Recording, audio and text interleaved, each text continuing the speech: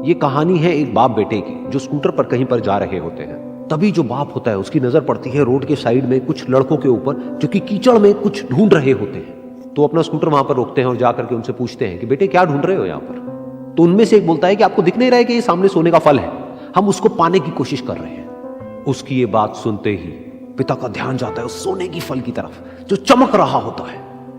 फिर उनके माइंड में कुछ इमेजिनेशंस बनने लग जाती हैं कि काश ये जो फल है ये मेरे बेटे के पास में आ जाए तो ना सिर्फ उसकी बल्कि मेरी भी जिंदगी बदल जाएगी। तो बिना सोचे समझे अपने बेटे को धक्का मार देते हैं उस कीचड़ में और बोलते हैं कि तुझे किसी भी कीमत पर वो फल लेकर के आना है। लेकिन बेटे को वो फल नहीं चाहिए होता है, उसके अपने कुछ और ही सपने होते हैं।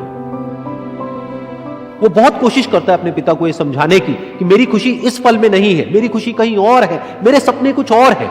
लेकिन उसके पिता उसकी एक नहीं सुनते हैं। वो उसको धक्का मारते हैं उस कीचड़ में और बोलते हैं कि मैं तुझसे पूछ नहीं रहा हूं, तुझे बता रहा हूं कि तुझे वो लेकर के आना है। तो वो बेटा भी अपने बाप के सपने को सच करने के लिए अपनी पूरी जान लगा देता है और पूरी कोशिश करता है कि किसी तरीके से उस सोने का फल उसके हाथ में आ जाए।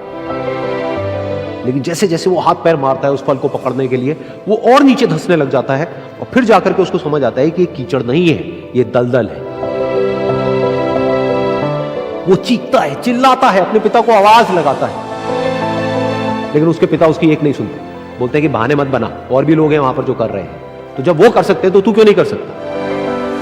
तो एक बार वो फिर से कोशिश करता है और अपनी पूरी जान लगा देता है, लेकिन उसके बाद भी उसके हाथ में कुछ नहीं आता है और वो धीरे धीरे नीचे धंसता चला जाता है और मर जाता है। तब जाकर के उसके पिता को एहसास होता है कि उससे कितनी बड़ी गलती हो गई।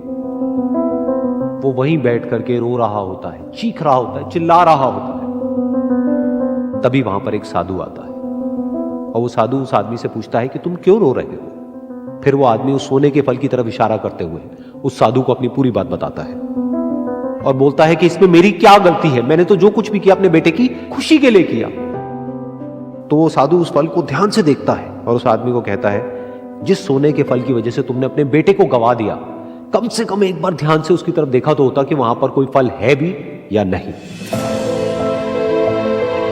ये सुन करके उस आदमी को गुस्सा आया और उसने कहा कि सामने तो दिख रहा है फल, आपको नहीं दिख रहा क्या। तब वो साधु उस कीचड़ के ऊपर एक पेड़ होता है जिसकी तरफ इशारा करते हैं और बोलते हैं कि वो जिसे तुम देख रहे हो वो उस फल की परछाई है, असली फल वहां पर उस पेड़ के ऊपर है।